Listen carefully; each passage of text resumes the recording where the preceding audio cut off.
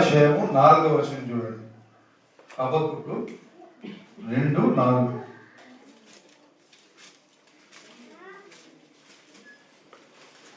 హబక్కూకు 2:4.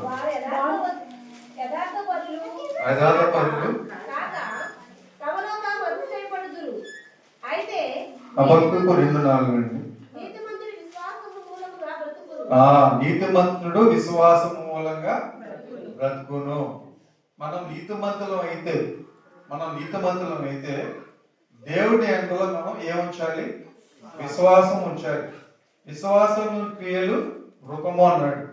మనం దేవుడు ఎందుకు విశ్వాసం అంటే ఆ జ్వరము తగ్గిద్ది దేవుడి ద్వారా తగ్గిద్ది అని పూర్తిగా నమ్మకం ఉండాలి. అటు ఇటు కాళ్ళు వేయకూడదు. హాస్పిటల్కి వెళ్ళాలా, టాబ్లెట్ వేసుకోవాలా, అది తర్వాత థింగ్స్. ముందు దేవుడి వల్ల మనం విశ్వాసం ఉంచాలి.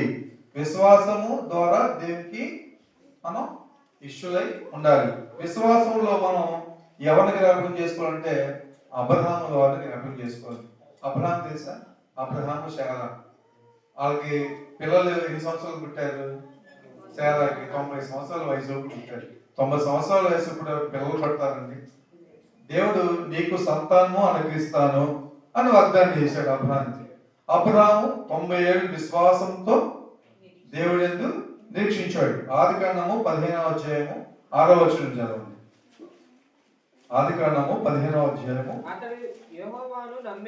అతను యెహోవాను నమ్మెను, అది అతనికి ఆయన నీతిగా ఎంచెను. చాలు. అబ్రహాము ఎవరు నమ్మాడండి? దేవుడు నమ్మాడు, యెహోవాను నమ్మాడు. మనం కూడా విశ్వాసంతో ఎవరు నమ్మాలి? యెహోవాను నమ్మాలి, యేసుక్రీస్తు నమ్మాలి.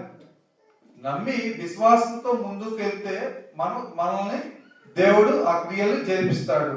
ఆజ్ఞించేంత విశ్వాసం కూడా మనకు ఉండాలి. ఈ కాలంలో విశ్వాసం అసలు లేదు. ఏదో యాదృచ్ఛికంగా శరీరధారాన్ని మనం నమ్ముకొని ఆయన వల్ల పని జరుగుద్ది. ఒక పనికి వెళ్తాం, ఎమ్మెల్యే గారికి వెళ్తాం, ఎమ్మెల్యే గారు చేసి పెడతాడులే, ఎంపీ గారు చేసి పెడతాడులే, లేదా ఆయన చేసి పెడతాలి. వాళ్ళందరూ బతుకున్న విషయంలో సాయం చేస్తారు. సాయం చేయాలంటే ముందు మనం వెళ్ళకపోతే ఎవరి దగ్గరికి వెళ్ళాలి? దేవుడికి వెళ్ళాలి. మన కార్యములు దేవుడి పెట్టి దేవుడి నుంచి ఏదన్నా పెళ్లి విషయంలో, చదువు విషయంలో, గృహ విషయంలో మనకు ఉంటాయి కదా బతుకమైన ఇది, ముందు దేవుడి దగ్గర పెట్టి ప్రార్థన చేసి దేవుడి మీద విశ్వాసం ఉంటే దేవుడు ఆ మనుషుల ద్వారా ఆ కార్యములను జరిగిస్తాడు. అబ్రహాం విషయంలో అంటే అబ్రహాం విశ్వాసిగా, మంచితనంగా, దేవుడి భయభక్తులు కలిగిన వాళ్ళుగా విశ్వాసం ఉంటే 90 సంవత్సరాల శారాన్ని గర్భవతి చేసి దేవుడు వాళ్ళకి గర్భఫలాన్ని ఇచ్చాడు. మనలో ఎవరికైనా ఉన్నాయండి ఆ విశ్వాసం? 10 సంవత్సరాల నుంచి పిల్లలు లేరు, 20 సంవత్సరాల నుంచి పిల్లలు లేరు. నువ్వు దేవుడిని అడుగుతున్నావా? నువ్వు దేవుడిని అడిగితే 10 సంవత్సరాల దాకా నిన్ను దేవుడు ఆపడం. అప్పుడు ఏదో 90 సంవత్సరాలు ఆపడని నీ 10 సంవత్సరాల దాకా దేవుడు ఆపడు. మన విశ్వాసంలో ఎటువంటి డివియేషన్స్ ఉండకూడదు, తొలిపోకూడదు. అంటే నమ్మకం ఉంటాం, ఒక పక్క హాస్పిటల్కి వెళ్తాం, ఒక పక్క దేవుడు ప్రార్థన చేస్తాం, ఒక పక్క డాక్టర్ దగ్గరికి వెళ్తాం. అంటే డాక్టర్ దగ్గరికి వెళ్తాం తప్పని కాదు. మనం పూర్తిగా విశ్వాసం దేవుడి నుంచి ఇచ్చి భౌతిక పరంగా మనం హాస్పిటల్స్కి వెళ్ళాలి, చెక్ చేయించుకోవాలి, తప్పు లేదు అది. కానీ మనం విశ్వాసం ఏమో దేవుడి మీద ఉంచాలి. దేవుడు ఎప్పుడో ఒకప్పుడు నాకు పిల్లల్ని దయచేస్తాడు, ఎటువంటి పరిస్థితుల్లోనూ చేస్తాడు, నిరీక్షణ కలిగి ప్రార్థించాలని మనం ఉండాలి. విశ్వాసంతో మనం ముందుకు వెళ్ళాలి. రెండవది విధేయతతో. దేవుడు ఎలా జీవించాలి? విశ్వాసం అయిపోయింది. దేవుడిని ఎలా విధేయతతో జీవించాలి. విధేయత అంటే యోహాను రాసిన పత్రిక 14వ అధ్యాయము 23వ వచనం. యోహాను 14:23. యేసు ఒకడు నన్ను ప్రేమించిన వాడు నా మాట గైకొనును, అప్పుడు నా తండ్రి వానిని ప్రేమించును. చాలు. మనం దేవుని మాట గైకొంటే దేవుడు మనల్ని ప్రేమిస్తాడు. గైకొనకపోతే ప్రేమిస్తాడా? మన పిల్లలకి ఒక మాట చెప్తాం, వాడు వినపోతే మన కోపం వస్తుందా రాదా? కోపం వస్తుందా? వాడు వింటే మనం వాడిని ప్రేమించి వాడికి ఏది కావాలంతో మనం ఇస్తాం. వాడు మన మాట వినకుండా వేరే చోట తిరుగుతూ ఉంటే మనం వాడికి ఏం చేయడానికి ఇష్టపడం. అంటే దేవుడు కూడా ఏమన్నాడు, నన్ను ప్రేమించిన వారు నా మాట గైకొను, అప్పుడు నా తండ్రి వారిని ప్రేమించును. మనం విధేయతతో అనగానే ఎవరు గుర్తు వస్తారంటే మనకు నోహ గుర్తొస్తాడు. నోహ తెలుసా? నోహ బైబిల్ గ్రంథంలో నోహ అనే ఒక వ్యక్తి ఉన్నాడు. దేవుడు సృష్టించిన తర్వాత మనుషులందరూ పాపం చేసి చెడిపోయి సైతాన్లోకి వెళ్ళిపోయి జీవిస్తున్న సమయంలో దేవుడికి ఇష్టం లేకుండా జీవిస్తున్న కోపంతో దేవుడు ఏం చేశాడు, అప్పుడు నోహ ఒక్కడే దేవుడికి నమ్మకం కలిగిన విశ్వాసం కలిగిన బిడ్డగా కనిపించాడు. అందుకని దేవుడు అప్పుడు నోహ కుటుంబాన్ని తనకు కావాల్సిన అన్ని ఒక వాడను తయారు చేసుకోమని దేవుడు అందులో పెట్టి 40 రాత్రులు 40 పగళ్ళు మనకు భీకరమైన వర్షం కురిపించాడు. అవునా? బైబిల్ చదివే వాళ్ళందరూ చెప్తారు, తెలిసే ఎన్ని. ఇక్కడికి వచ్చి నోహని దేవుడు రక్షించాడు. విధేయతో నోహకి ఒక పని అప్పచెప్పాడు. ఒక ఓడగట్టు, ఆ ఓడలో ప్రతి ఒక్క జాతికి 2 పక్షులు చొప్పున 2 జంతువులు చొప్పున మీ కుటుంబం అంతా దాంట్లో ఉండు. నేను 40 దినాలు వర్షము 40 దినాలు రాత్రులు పగలు వర్షం కురిపిస్తాను, ఈ కుటుంబాన్ని సేవ్ చేస్తానికి దేవుడు విధేయత చూపించాడు. దేవుని మాటకి లెక్కలేనట్టున్నాడు.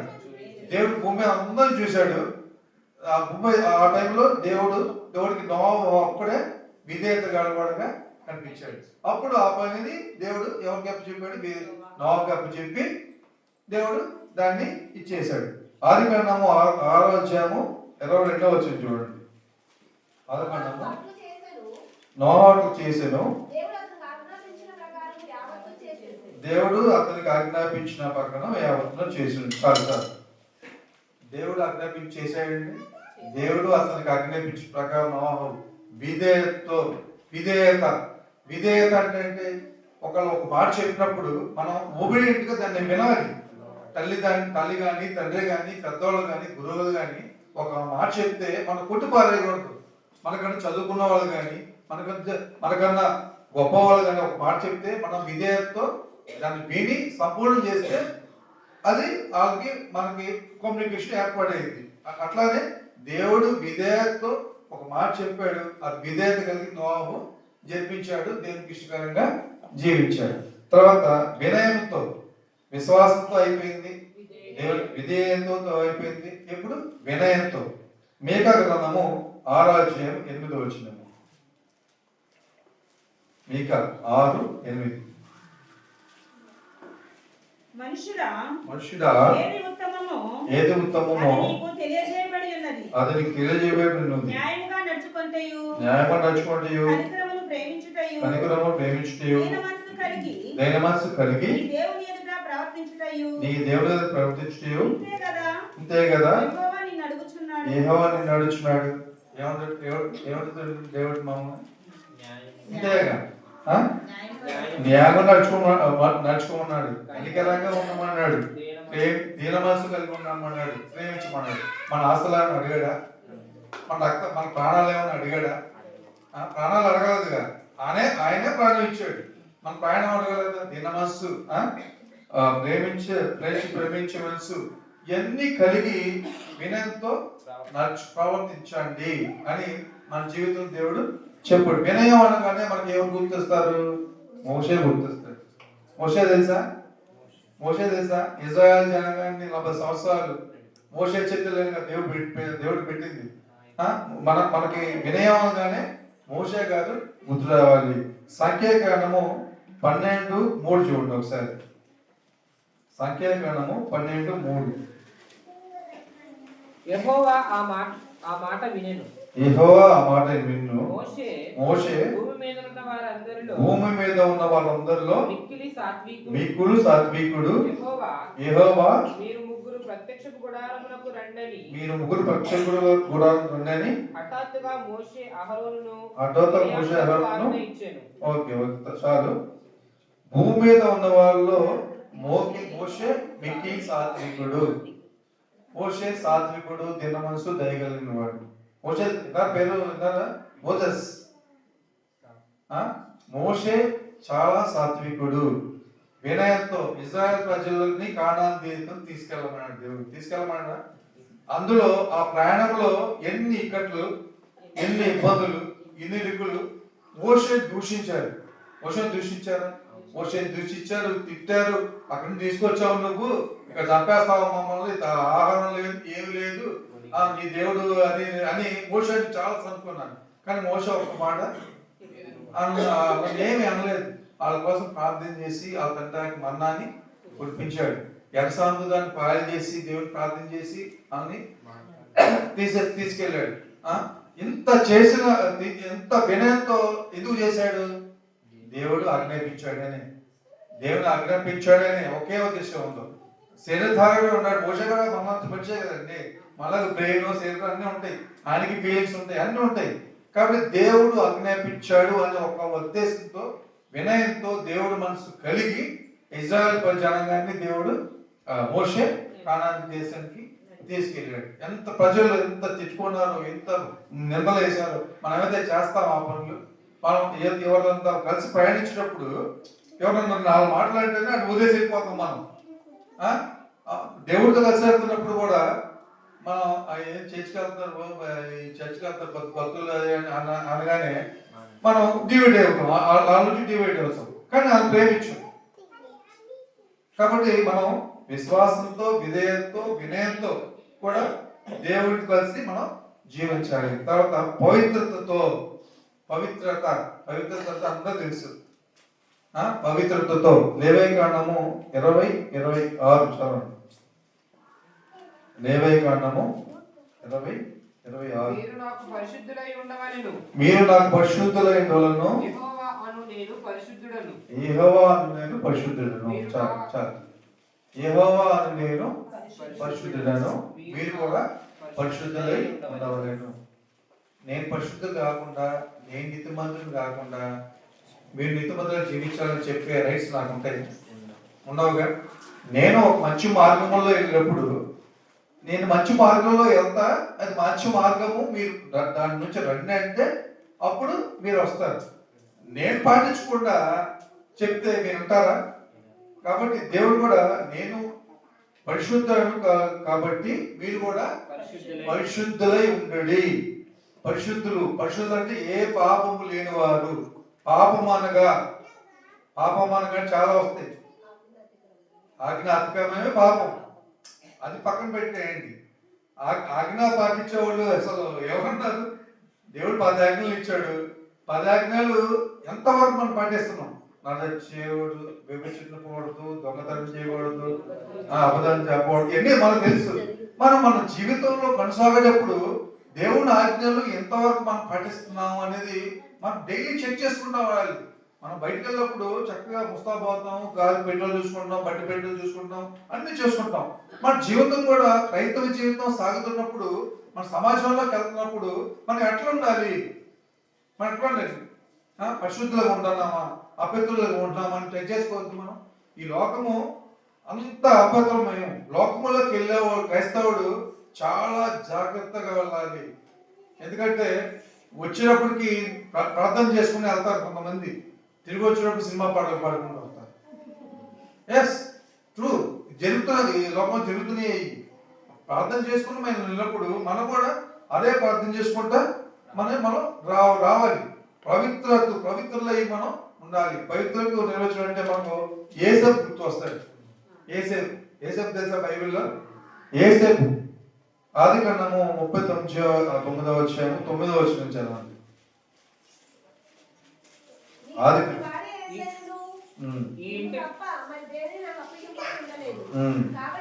కాబట్టి నేను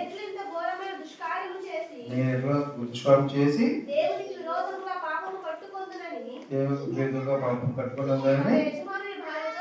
తన యజమాని భార్యతో అన్నాడు.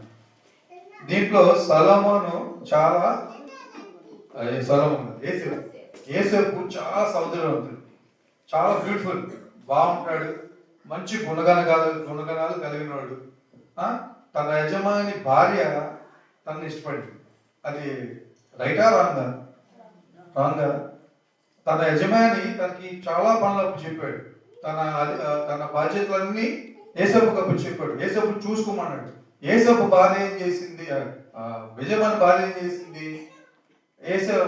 యజమానులు లేని టైంలో చూసి నువ్వంటే నీకు ఇష్టం అని తనతో పాపం చేయమని అడిగింది. ఈ లోకంలో ఒక స్త్రీ వచ్చి నాతో పాపం చేయమంటే లో అనేవాడు మగవాడు ఉన్నాడా ఈ రోజుల్లో? ఎవడు లేడు. నేను ఉన్నాను అని చెప్పుకుంటారు, కానీ ఉన్నాడో లేదో అని దేవుని దృష్టికిను ఆడికి తెలుసు. ఒక స్త్రీ వచ్చి నాతో పాపం చేయమంటే పాపం చేయను అన్న ఎవడు ఉండడు. కానీ ఏసేపు ఏమన్నా, నాకు సమస్తము అప్పుడు చెప్పిన నా యజమానికి నేను ద్రోహం చేయలేను, ఇటువంటి పాపం నేను చేయను, నేను పవిత్రంగానే ఉంటానని తృణీకరించాడు. ఒక సున్నతంగా దాన్ని తీసుకొచ్చాడు. ఎంతోమంది ఈ లోకంలో పాపాలు చేయకుండా ఉన్నారు. వస్తాడు, ఫ్రెండ్స్ వస్తారు, అరే ఒక బీర్ తాగుదాం అంటారు, నా తాగను, ఆడు బలవంతం చేస్తాడు 2 సార్లు 3 సార్లు. నేను కూడా లోకంలో తెలియనివాడిని, నేను లోకంలో చేసిన వాడిని. ఇప్పటికి నా స్నేహితులు ఫోన్ చేస్తారు, అమ్మా పార్టీ ఉంది రామాపురంలో, మనం అందరం వెళ్తున్నాము, మన బ్యాచ్ వస్తావా అంటాడు. నేను అంటాను, నేను ఇదివరకు దీపక్కన కాదండి, ఫిట్నెస్ ప్రైజ్ దేవుడి సాక్షిని, మీరు లేకపోయినా పర్లేదు, నా దేవుడు నాకు ఉన్నాడు. హల్లెలూయా. ఈ లోకంలో వ్యర్థమైన స్నేహితులు, వ్యర్థమైన బంధువులు, వ్యర్థమైన చుట్టుపక్కల వాళ్ళు లేకపోయినా పర్లేదు, మనకి ఎవరు ఉండాలంటే మన జీవితంలో దేవుడు ఉండాలి. దేవుడు ఒకసారి పట్టుకున్నాక మన దేవుడిని పిలిచి లోకంలోకి వెళ్ళిపోతే అక్కడ నరకంలోకి వెళ్ళిపోయినట్టే. దేవుడు నాకు 5 సార్లు ఛాన్స్ ఇచ్చాడు, 5 సార్లు, ఇంకా ఛాన్స్ ఇయ్యడు. ఈసారి పాపం చేసా అనుకో, నేను ఈ లోకం మనిషినేగా, శరీరం ధరించుకున్నా కదా, నాకు ఇంకెంతకాలం జీవిస్తానో తెలియదు, ఇంకా ఛాన్స్ ఇయ్యడు. ఎప్పటికప్పుడు మళ్ళీ పాపం చేస్తే అప్పుడు ఈసారి మన పైన తీసుకెళ్తాడు. కానీ ఇప్పుడు నా దేవుడు, నేను ప్రతి క్షణము నడుస్తున్న కొద్దీ దేవుడు నాకు, నీతో ఉన్నాను, పాప ఆలోచనలు తేవకని ఇప్పుడు పశ్చాత్తాపం దేవుడు నాకు మాట్లాడతాడు. నేను గుంటూరు నుంచి చిల్లరపేట రోజు బండి తీసుకెళ్తాను, 40 కిలోమీటర్లు పోతాను వస్తాను.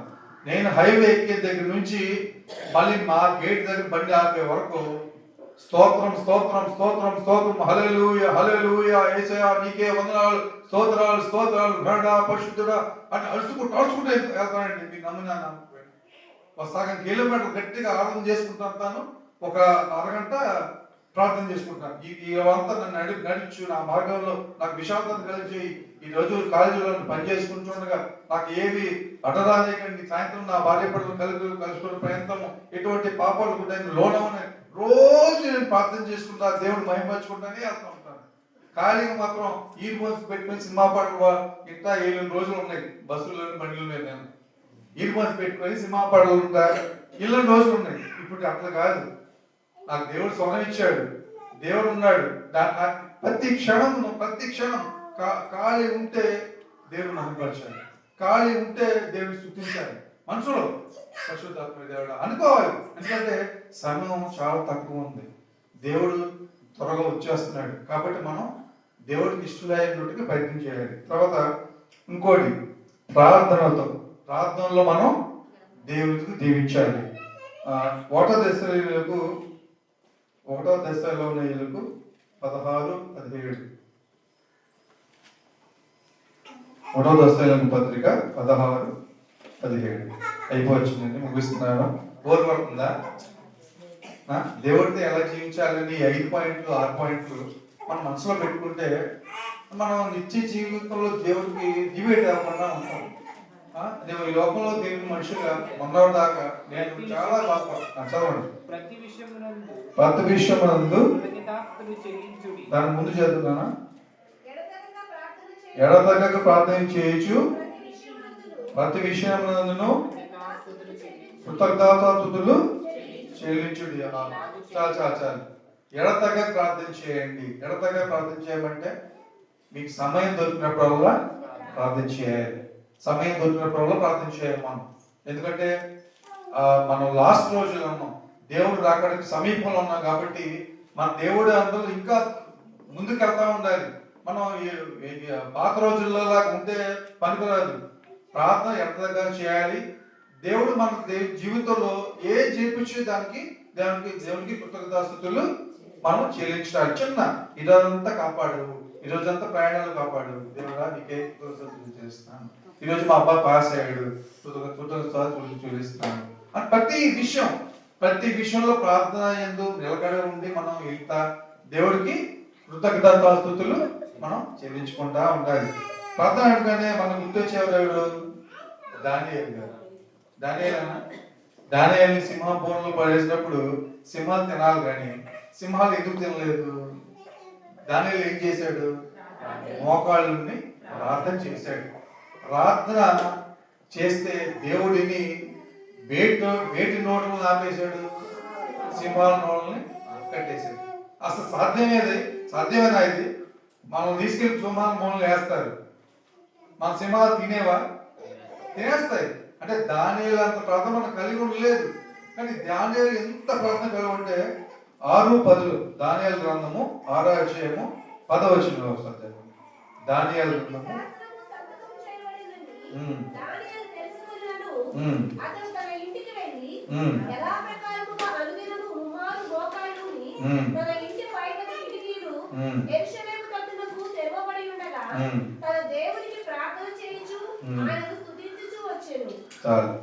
ఎన్నిసార్లు వర్క్ చేస్తున్నాడు? రోజుకి 3 మార్లు. మనం 3 మార్లు తింటున్నాం, కానీ 3 మార్లు ప్రార్థన చేస్తున్నామా? ఒకసారి మనం గుండు మీద రొట్టె వేసుకొని చెప్పాలి. అంటే దేవుడి దగ్గర మనం యథార్థంగా ఉండాలి. మనుషుల ఎదుట షోలు చేస్తాం, మనుషులు మనకి ప్రశంసలు ఇస్తారు, అన్ని ఇస్తారు, కానీ దేవుడు ఎదుట మనం షోలు చేయకూడదు. 3 సార్లు పొద్దున్న ప్రార్థన చేసుకోవాలి, మధ్యాహ్నం ఎక్కడ ఉన్నా ఒక 10 నిమిషాలు, ఒక పావు గంట దేవుని ప్రార్థన చేసుకోవాలి, సాయంత్రం మళ్ళీ దేవునికి ప్రార్థన చేయాలి. అక్కడ 3 మార్లు మోకాళ్ళుని అన్ని ప్రార్థనలు దానియేలు చేశాడు. కాబట్టే సింహము నోళ్ళని మూసేసి దానియేలుని తినకుండా దేవుడు కాపాడు. మరి మన ప్రార్థనతో దేవుడితో జీవించాలి. లాస్ట్ దేవుని వాక్యమును అనుసరించి కీర్తనలు 119, 105. కీర్తనలు 119, 105. నీ వాక్యము నా పాదములకు దీపమును నా త్రోవపై వెలుగై ఉన్నది. ఉందా? వాక్యం వింటాం కాదు, కానీ వాక్యానుసారంగా మనం జీవించాలి, వాక్యాన్ని అనుసరించాలి. నేను క్రైస్తవుని బతుకుతున్నాను, కానీ ఇంతకాలము చాలా వాక్యం ఉన్నాయి. ఇది ఒక జీవితానికి గైడ్ లైన్స్ అండి.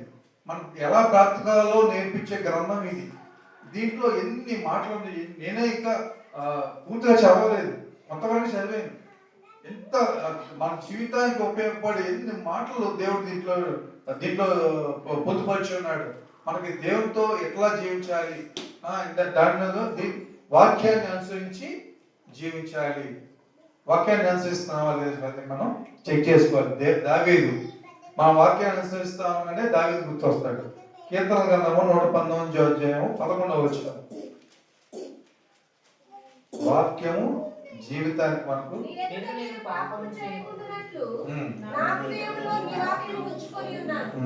చాలు. పాపం చేయకూడదంటే మనం ఏం ఉంచుకోవాలి? హృదయంలో వాక్యం ఉంచుకోవాలి. ఆడు పాపం చేసే మందు అవుతాడు అంటే ఆడికి వాక్యం లేదు, ప్రార్థన లేదు. పాపం చేస్తున్నాడంటే ఆడికి హృదయంలో వాక్యం లేదు, ప్రార్థన లేదు. వాక్యము ప్రార్థన లేని జీవితాలే పాపం చేస్తాయి. మనం పాపం పట్టుకుంటే పాపం మనల్ని పట్టుకుంటే మనం సరదాగా చేస్తాం. సరదాగా అవసరం, సరదాగా సిప్పే, సరదాగా అమ్మాయిలతో ఒకరోజు చేసిన పాపము తర్వాత నీ జీవితాన్ని ఏం చేస్తుంది? మరణంలో తీసుకెళ్తుంది. అది నిన్ను బట్టి ఉంటుంది. అప్పుడు నువ్వు దాన్ని వదిలిపెట్టుకోవడం నీ వల్ల కాదు. ఈ లోకంలో ఏం పాపాలు ఉన్నాయి? ఈ పాపాలు కాకుండా బంగారం ప్రేమిస్తారు చాలా మంది. బంగారం అంటే బాగా పిచ్చ, బంగారం కొనుక్కోవాలి, కానీ అదే జాస్గా ఉండకూడదు. కాబట్టి మన జీవితాల్లో అయిపోయింది. మన జీవితాల్లో ఈ 6 దేవునితో కలిసి ఎలా జీవించాలనే అంశాలు హృదయంలో బద్ధం చేసుకోండి. విశ్వాసము, విధేయత, వినయము, పవిత్రత, ప్రార్థన, వాక్యానుసారణ జీవితం. ఈ 6 రోజు మనం లేచిన ఒకసారి చార్ట్ పెట్టుకొని చూసుకుంటా మన జీవితాలను నడుపుకుంటే దేవుడు మనల్ని ఆశీర్వదిస్తాడు. నిత్య జీవితంలో కూడా ఇట్లా ఇప్పుడు ఎట్లా కూర్చున్నామో రేపు దేవుని రాకడలో కూడా మనం అన్న ఎత్తబడి అక్కడ పరలోకంలో దేవుడి దగ్గర మనం కూర్చోవాలి. దానికి మనం సంసిద్ధులు కావాలి. దేవుడి మాటలను దీవించింది కాక మా మా కుటుంబం కోసం మా మీరు ప్రార్థన మీ అందరి ప్రార్థనలు మా జ్ఞాపకం చేసుకోండి. దేవుడు నిజంగా ఒక కాలేజీకి ప్రిన్సిపాల్ అని గర్వం నాకు ఉండేది. నేను ఎప్పుడైతే దేవుడికి అడిగిపెట్టి ఈ మాటలు చెప్పానో దానికంటే నాకు ఇదే బాగుంది పాస్టర్ గారు. అసలు మీరు ఎంత ధన్యత జీవులు అంటే పాస్టర్ గారు నిజంగా ఈ లోకంలో ధన్యులు అంటే దేవుడి సేవ చేసేవాళ్ళే. ఐఏఎస్ కాదు, ఐపీఎస్ కాదు, ప్రధానమంత్రి మోడీ గారు కాదు. రేపు పరలోకంలో ఎవరు ఉంటారో వాళ్ళే ధన్యులైన జీవులు. అట్లా ధన్యత దేవుడు మాస్టర్ గారికి భాషణ గారి కుటుంబానికి దయచేశాడు. అట్లా ధన్యత నాకు కూడా రావాలని నేను దేవుడిని ఇంకా సౌదిస్తున్నాను. రాబోయే కాలంలో ఇంకా దేవుని పరిచయాలు ఒక్క ఆత్మనన్నా నేను నశించుకోకుండా నా కుటుంబంతో కూడా ఒక్క ఆత్మనాన్ని తీసుకెళ్ళాలని ఆశనండి. రోజు బాధపడుతూ ఉంటాను. చచ్చిపోతుంది మేముంటాను, 2 కాళ్ళు విరిగిపోయి పిల్లలు మా మరణాలకు వెళ్ళిపోయారు. చనిపోతుంది మమ్మల్ని దేవుడి లేవనెత్తి కొంతవరకైనా దేవుని పని చేయడానికి ఇప్పుడు ఈ రోజున నిలబెట్టుకున్నాడు. దేవునికి మహిమ కలుగునుగాక. చిన్న ప్రార్థన చేస్తాను. మహాపరిశుద్ధ తండ్రి, జీవన మహేశయ్య, నీకే వందనాలు స్తోత్రాలు తండ్రి. ప్రభా గతించి కాలం అంతే ప్రభా సజీవ లెక్కల్లో మమ్మల్ని ఇచ్చి మీ కృపలో భద్రపరిచి ప్రభా ఈ పునరుద్ధరణ రోజున ప్రభా నీ సన్నిధిలో ప్రభా మీ అందరం ఊరుకొని నేను ప్రార్థన చేయటకు నేను కనపరచటకు ప్రభా నీవు చేసిన మేళను జ్ఞాపకం చేసుకొని నీ వాక్యాలు ప్రభా మీ బిడ్డకు మాకు వచ్చిన కృపను బట్టి ఉన్నాను ప్రభా. ఇక్కడికి వచ్చిన ప్రతి ఒక్క బిడ్డని ప్రభా మీరు దీవించండి. కుటుంబాల్లో ఎన్నో సమస్యలు, ఎన్నో బాధలు, ఇరుకులు ఉన్నాయి కానీ ప్రభా మీ అందు ప్రభా జీవించాలంటే ఏం కావాలి అని ప్రభా మీ ఎప్పటి వరకు మాట్లాడుకున్నాను తండ్రి. ప్రభా పవిత్రత కలిగి, వినయం కలిగి, విశ్వాసం కలిగి ప్రభా మీ అందు నిరీక్షణ కలిగి మేము జీవించి ప్రభా దయచేయండి. పిల్లలందరినీ మీరు ముట్టండి తండ్రి. వాళ్ళ కుటుంబాల ప్రభా వాళ్ళ భర్తల్ని, భార్యల్ని ప్రభా పిల్లల్ని మీరు ప్రభా మీరు దీవించండి, ఆశీర్వదించండి. కుటుంబంలో ఏమంత కొదవేంటి మీరు దయచేయండి. మీ అంత విశ్వాసం కలిగిన బిడ్డలుగా, నమ్మకమైన బిడ్డలుగా ప్రభా జీవించి కృప దయచేయండి. ప్రతి ఒక్కరిని మందిరానికి ప్రభా మానకుండా వచ్చే కృప దయచేయండి ప్రభా. ఏదో ఈ లోకంలో ప్రభా ప్రార్థన చేస్తున్నాం, మందిరానికి వెళ్తున్నామా అని కాకుండా ప్రభా నీతో రేపు పరలోకంలో అంటుబట్టుగా జీవితాలు ప్రతి ఒక్కరికి మీ దయచేయండి ప్రభా. మీ దైవదాసుని కుటుంబాన్ని ఆశ్రయించారు తండ్రి ప్రభా. మమ్మల్ని ఆహ్వానించారు తండ్రి. 2 మాటలు ప్రభా సాక్ష్యం రూపంలో, వాక్యం రూపంలో నేను పంచుకుంటాను నాకు అవకాశం ఇచ్చినందుకు ప్రభా నీకే వందనాలు తెలియజేసుకున్నాను తండ్రి ప్రభా. బాహుగా మీ కృపలో భద్రపరచుకోండి. ఈ సంఘాన్ని ప్రభా ఇంకా అభివృద్ధి చేయండి తండ్రి. వేల మంది కొత్త ఆత్మ లక్ష్యం పోడి ఈ మందిరానికి వచ్చి నీ స్తుతి కృప దయచేయండి తండ్రి. వాటికి కావాల్సిన ఆర్థిక అవసరాలను ప్రభా అందరూ మీరు దయచేయండి తండ్రి ప్రభా. మిమ్మల్ని నమ్ముకున్న వాళ్ళు మీరు సిగ్గుపడినారు తండ్రి సయ్యా ప్రభా. మీరు ఎంతకాలం అయితే ప్రభా మీరు దైవ పరిచయాలు చేస్తారు, పరిచయాలు విస్తరించి మీ కృపలో భద్రపరిచి నడిపించి సహాయం చేయండి ప్రభా. ఈ ప్రభా మేము నేను మాట్లాడు మాటల్లో ఏదైనా దోషాలు ఉంటే క్షమించండి సయ్యా ప్రభా. ఎప్పుడు చెప్పుకోవాల్సిన తండ్రి, ఎప్పుడు ప్రభా నరకంలోకి వెళ్ళిపోవాల్సిన తండ్రి సయ్యా రక్షించారు, కాపాడు, భద్రపరిచారు. నీ సాక్షిగా ప్రభా నేను కొత్తగా జీవించడానికి నా సమయం ఇచ్చారు. అందుకని ఈ వందనాలు స్తోత్రాలు తెలియజేసుకుంటున్నాను తండ్రి ప్రభా. మీకే భయంకరంగా ఘనంగా మా జీవితాలను సెట్ చేసుకున్న కృపను అనుగ్రహించమని నా ప్రార్థనలు ఏమన్నా ప్రభా మీకు దోషాలు అపరాధాలు క్షమించి రాజ్యములు వారసులు చేయమని నా ప్రభును ప్రియరక్షకుడైన రాజు వేస్తున్నామన అడిగి బడిని ప్రార్థిస్తున్నాం తండ్రి. ఆమేన్. నేను రోజు ఫోన్ లో వాట్సాప్ స్టేటస్ లో ఒక వాక్యం పెడతా అనుకుంటాను. నాకు అలవాటు. ఇది పోతే రాత్రి ప్రయత్నం చేసుకున్నప్పుడు ఒక వాక్యం గుర్తొచ్చి పెట్టాను. ఇవాళ వాక్యం ఏంటంటే 6 దినములు పని చేయవలను, 7వది మీ పరిశుద్ధ దినము, అది యెహోవా విశ్రాంతి దినము, దానిలో పనిచేయ ప్రతివాడు మన శిక్షణ ఉండును. ఆదివారం దేవునికి ఇపోతే దేవుడు ఒప్పుకోడు. మన కోసం 6 రోజులు పని చేస్తున్నాం, డబ్బులు సంపాదిస్తాం. కానీ ఆదివారం దేవుడిది. ఆదివారం 1 గంట 2 గంటలు కాదు, రోజంతా కూర్చొని ప్రార్థన చేసినా అది సరిపోదు దేవుడికి. అంటే విశ్రాంతి దినము దేవుడికి ఇవ్వాలి. మనం క్రైస్తవులం అన్న పేర్లు పెట్టుకుని మనం దేవుడికి సమయం ఇచ్చినప్పుడే దేవుడిని మనం ఆశీర్వదిస్తాడు, మనల్ని కనపరుస్తాడు. Thank you very much. God bless you.